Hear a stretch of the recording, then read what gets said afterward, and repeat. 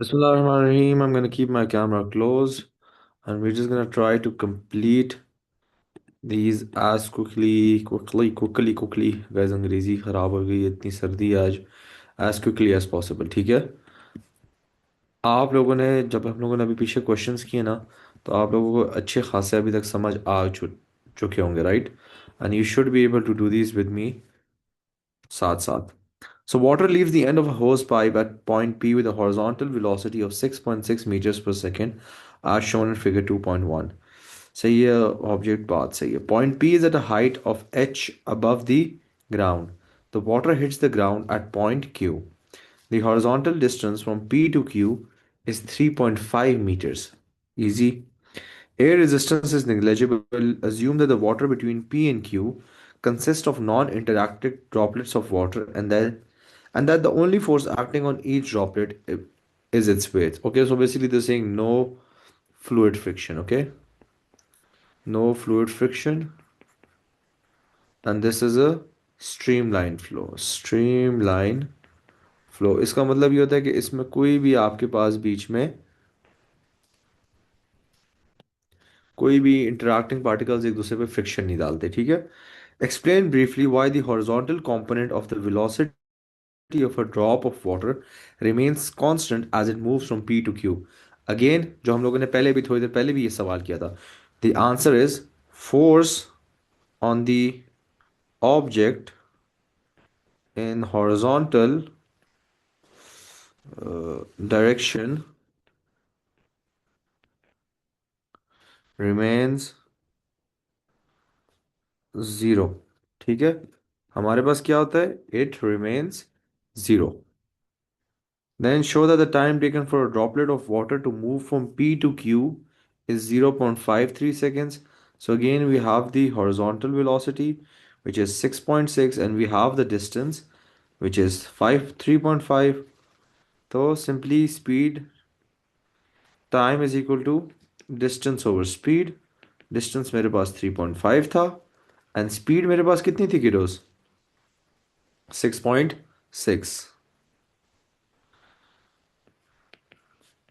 So the answer is 0.53 seconds. Now we need to calculate the height h. अब देखें guys, जब मैं height h ये find कर रहा हूँ, now what do I have over here? We all have acceleration, ठीक है. We know it's positive g because the object is falling down. We also know that the initial velocity is zero. Why is the initial velocity zero? Because we are talking about the height. Height क्या आता है? Vertical. Vertical में हम लोग हमेशा क्या करेंगे? It's gonna be vv. It's gonna be a vertical velocity. So the vertical velocity is also zero. So we need s, right? And we have t. तो t हमारे पास कितना था? 0.53. चलिए, तो बहुत सिंपल सा guys. We just need to use the formula. S is equal to ut plus 1/2 AT square. S find करना है, राइट? तो यू मेरे पास जीरो है. T plus 1/2 into 9.81 into T square is 0.53 square. And I will have my answer. Easy peasy lemon squeezy. बताएं, ये clear हो गया? आसान ही है. Everyone halwa. For the movement of a droplet of water from P to Q, state and explain whether the displacement of the droplet is less than, more than, or same as the distance along its path. तो of course guys, displacement हमारे पास हमेशा कम होती है. This is gonna be the displacement, ठीक है. तो it is less than the distance. और उसका अगला पॉइंट क्या लिखेंगे हम लोग? It is less. And why is it less? It is less क्योंकि हमारे पास it is the shortest distance. And now we need to calculate the magnitude of displacement. तो magnitude of displacement भी बहुत easy होता है, याद रखें. Questions बहुत आपको ऐसे मिलेंगे. 1.4 and this is 3.5, right? So 1.4 and 3.5, तो h square is equal to b square plus p square. The h square is going to be 1.5 square plus 3.5 square. तो इसको सिंपली अगर हम लोग आंसर अपना निकाल लें तो हमारे पास 3.8 8 आ जाएगा। So H square equal to B square plus P square. ठीक है।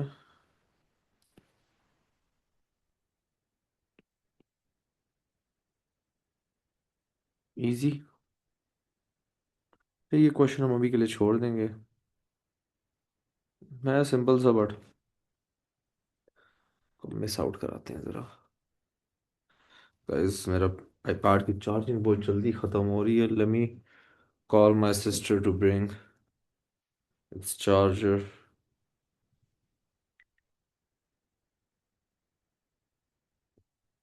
ये मेरा तो ख़त्म हो जाएगी अभी चार्जिंग।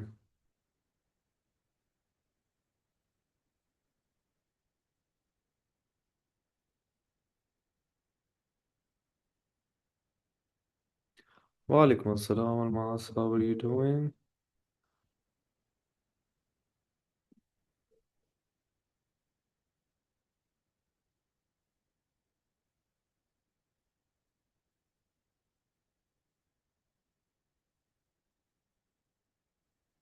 आप लोग क्वेश्चन पढ़े।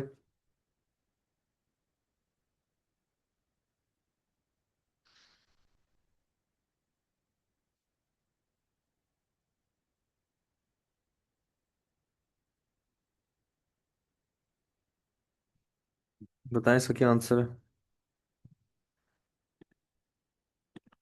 क्वेश्चन आगे, calculate the time it takes for the ball to reach the ground.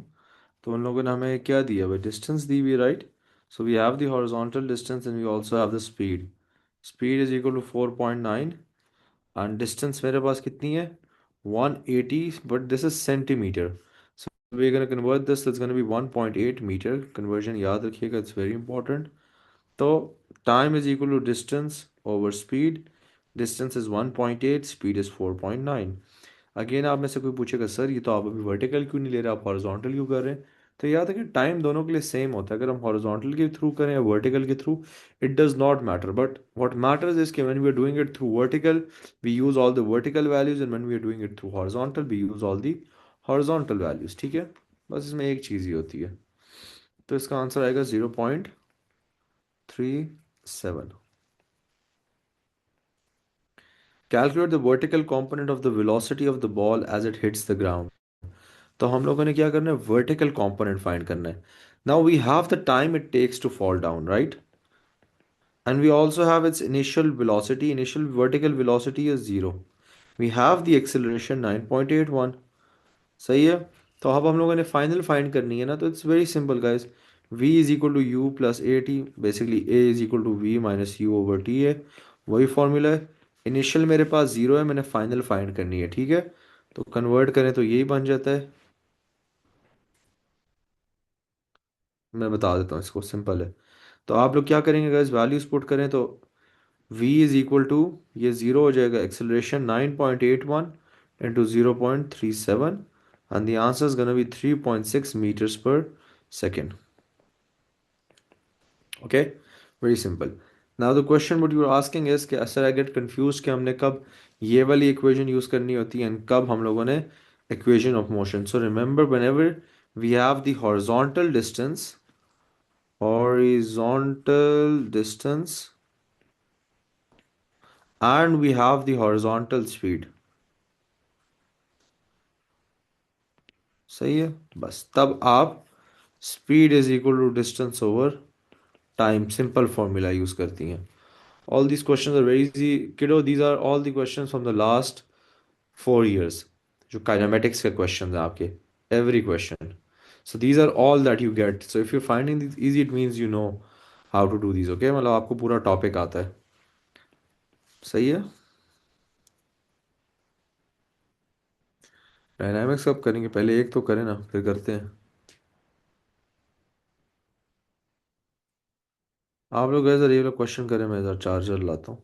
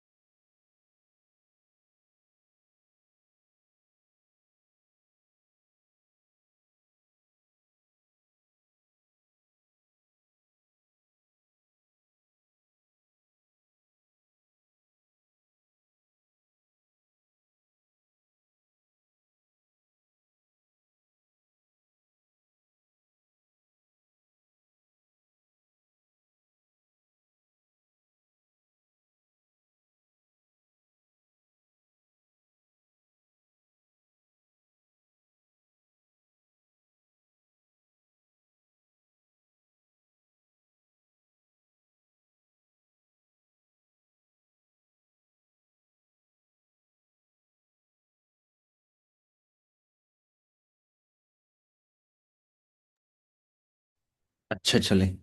अब आईपैड का चार्जर आ गया, अब तो क्लास भी लंबी हो जाएगी most probably.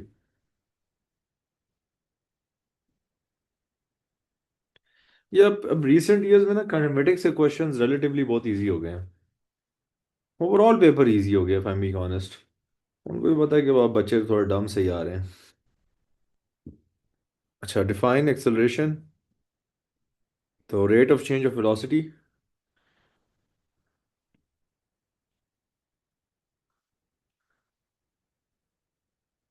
Rate of change of velocity, ठीक है। An Olympic diver stands on the platform above a pool of water as shown in figure 2.1, ठीक है। क्वेश्चन आप लोगों ने मेरे ख्याल से पढ़ लिया था, मैं ज़रा पढ़ लूँ जल्दी से। When the diver is on the platform, his center of gravity is a vertical height of 9 meters, ठीक है।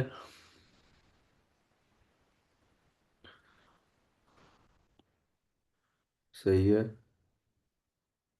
अच्छा अगर सिंपल सा है, इस क्वेश्चन में कोई भी फ़र्क नहीं है, if I'm being honest, ये क्वेश्चन है, ठीक है। मतलब there is no difference in this question whatsoever. Calculate the speed of the diver at the instant he hits the surface of the water, ठीक है। अब जरा हम लोग पहले इसको थोड़ा सा किस तरीके से करें। I believe we can just go with horizontal and vertical, ठीक है। पहले हॉरिजॉन्टल वेलोसिटीज की फाइंड करते हैं। इसकी horizontal velocity will be V cos theta. V की वैल्यू मेरे पास कितनी है, 5.9, ठीक है। Cos and then 60।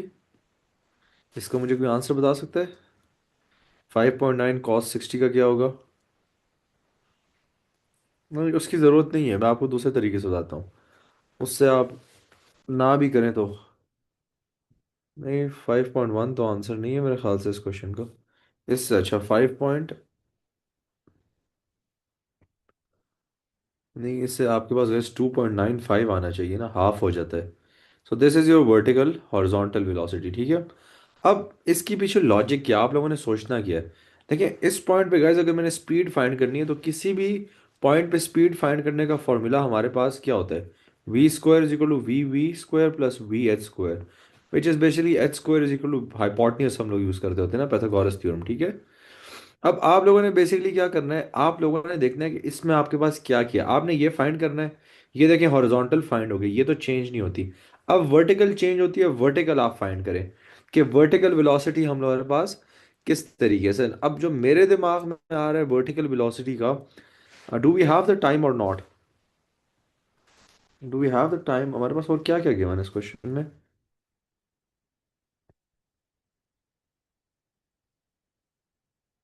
अच्छा, पहले ये छलांग भी तो ऊपर की तरफ मारता है ना ये। तो we can go with, hmm let me think.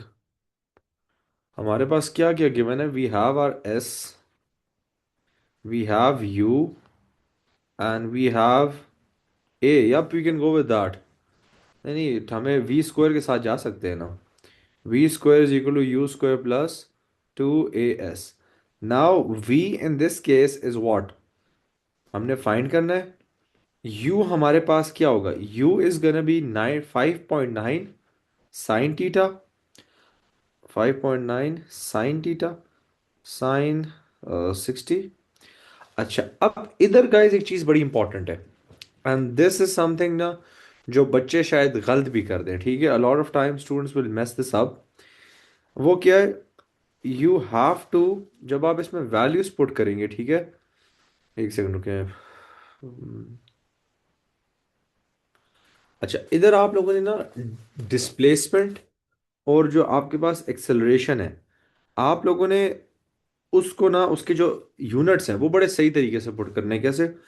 If you are taking this as positive, अगर ये पॉजिटिव है तो acceleration is gonna be negative. Now this is a question that, हाँ अब ये जरा कोई मुश्किल क्वेश्चन है जिसमें आपको दिमाग लड़ाना पड़ेगा। अब आप लोग फिर डिस्प्लेस, आप लोग जी की वैल्यू क्या लेंगे? नेगेटिव। ऐसे तो जब नीचे आता है जी पॉजिटिव लेते हैं ना। बट अब देखिए चूंकि ये ऊपर जा रहा है, we taking this as positive, so we are gonna take this as negative, ठीक है। या हम अगर उसको नेगेटिव लें तो इसको पॉजिटिव लेंगे, बट हम उसको पॉजिटिव रखते हैं, इसको नेगेटिव लेते हैं। फिर हमारे पास देखिए डिस्प्लेसमेंट भी नेगेटिव होगी। Displacement is also gonna be negative, why? Because ये हमारे पास नीचे की तरफ आ रही है, डायरेक्शन क्या है, नीचे की तरफ। सो 9, 1.2 माइनस 9 एक्चुअली, ओके। तो बस अब इसमें वैल्यूज पुट कर लेते हैं, +2 इंटू -9.81 इंटू -6.7.8 बनता है ना, -7.8। मुझे बताएं ये चीज़ क्लियर हुई है? This is a very important point, this is something which a lot of students will, जो गलत कर लेंगे। जी। Is this point clear? कि हम लोगों ने स्पीड जब ऊपर की तरफ, वेलोसिटी हमने पॉजिटिव ली है, तो फिर बाकी चीज़ें हमारे पास नेगेटिव होगी। Guys, you either have to say yes or you either have to say no। ये चुप करके बैठने का ना मतलब कोई फायदा नहीं होता इन द क्लास, ठीक है। 7.8 क्यों लिया? क्योंकि देखें, ऑब्जेक्ट की जो हाइट थी इनिशियल वो 9 मीटर्स थी, एंड जब वो नीचे जिस पॉइंट पे हम लोगों ने फाइंड करनी है तो 1.2 अभी भी ऊपर था। तो 9 - 1.2, बेसिकली हम ये डिस्टेंस लेते हैं ना जितना वो मूव कर रहा है। तो ये 7.8 हो जाएगी, okay. And with that v is gonna be equal to 9 - 1.2 करेंगे ना।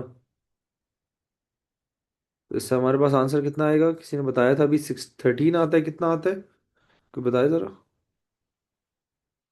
13.4 meters per second। Now we have the vertical velocity as well, and we also have the horizontal velocity। Simply आप 13.4 स्क्वायर प्लस 2.95 स्क्वायर करेंगे, under root करेंगे, आपका answer आ जाएगा which is 14। अच्छा, अब इधर मैं आपको एक बात बताता हूँ। This was not the only way we could have done this question. अब चूंकि आई एम टीचिंग काइनेमेटिक्स, तो मैंने आपको इस फॉर्मूला से करवाया। अभी वाइल सॉल्विंग दिस मेरे दिमाग में आया, we could do it from change in, आप उससे भी कर सकते हैं, change in kinetic energy is equal to change in gravitational potential energy, इस फॉर्मूला से भी हो सकता है, ठीक है। तो we can do it both ways. अगर आप इसमें काइनेटिक एनर्जी पहले फाइंड कर लें, जितनी चेंज आ रही है, क्योंकि हमारे पास चेंज ग्रेविटेशनल पोटेंशियल में आ रही है, वो हमारे पास क्या होगा, काइनेटिक में कन्वर्ट हो जाएगा बस। तो that is another way, but वो तरीका जब मैं आपको वो वाला चैप्टर करवाऊंगा उसमें करवाऊंगा, ठीक है। तो ये वाला क्वेश्चन क्लियर हो गया? वो सर थोड़ा बहुत मेहनत लगी इसमें। हाँ, ये ज़रा था लंबा क्वेश्चन। इसका शॉर्टकट मेथड जो है ना वो आपको वर्क पावर एनर्जी में आएगा, but this is how you are suppose to do this question. Of course you have to work hard for 3 marks, छोड़ नहीं सकते। अब चूंकि कहता आपको पता है आपके एएस का ना वो भी बहुत हाई होता जा रहा है, थ्रेशोल्ड। मैं ज़रा आप लोगों को लास्ट ईयर का थ्रेशोल्ड बताता हूँ, एएस का थ्रेशोल्ड कितना था। AS, A level physics, A level physics threshold 2025 May June, just to give you an idea, क्योंकि आप लोगों ने आज तक शायद थ्रेशोल्ड्स देखे नहीं है।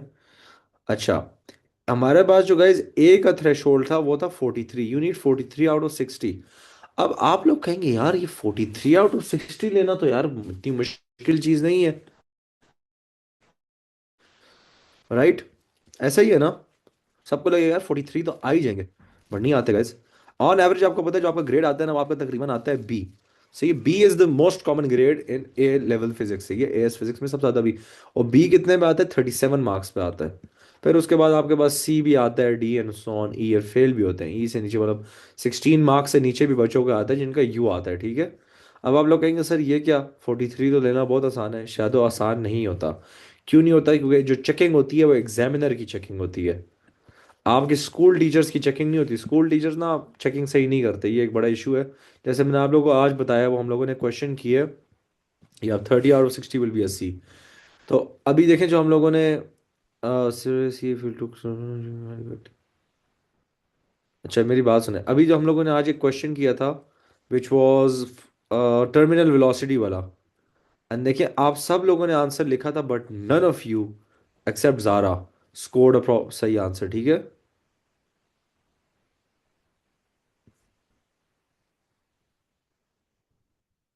हाँ वही हुआ, वही चीज़ बन जाती है। अगर आप इसी क्वेश्चन की बात करिए तो it's the same thing, even if you change the directions तो it's gonna be the same thing. Answer कभी डिफरेंट नहीं आएगा, ये याद रखें, it's always gonna be the same. तो एंड आपको एक दूसरी मैं बात बताऊं, you all know you can get a maximum of A in A levels, right? AS में, एएस में स्टार नहीं होता, ये तो सबको पता है ना। But if you want an A star later on, you need a high A. आपको हाई ए चाहिए होता है for an A star further on. क्योंकि ए स्टार के लिए आपको, ए स्टार के लिए फिर बहुत मुश्किल होता है। ए स्टार के लिए you need, so you have in total you have 5 papers, ठीक है? एंड जिसके टोटल मार्क्स 260 बनते हैं, ठीक है? For an A star you need 205, चलो ऑन एवरेज ले ले 205, ठीक है? मार्क्स आपको चाहिए होते हैं total out of 260, which means you can lose 55 marks in 5 papers. आपके 3 पेपर्स ओ लेवल्स में होते हैं, ठीक है? एंड ए एस में होते हैं, 2 आपके ए टू में होते हैं, ठीक है? अब आप सोचें, यू कैन ओनली लूज 55। आप लोग सिर्फ एक पेपर में 10-15 लूज कर देते हैं। एंड अभी तो आपने ए लेवल का गाइस P4 नहीं देखा। P4 is 100 mark paper. 100 marks का पेपर होता है, आपको पता है? सबसे लंबा पेपर जो आपका पूरे इसमें होता है ना, वो आपका ए टू फिजिक्स का होता है यूजली, या ए टू बायो भी बहुत लंबा होता है। But A two physics is something जो बच्चों को ना बहुत ज़्यादा टफ टाइम देता है, ठीक है? अच्छा, हमारे गाइस 10 क्वेश्चन पूरे हो गए हैं। इधर मैं एक रिकॉर्डिंग बंद करता हूँ।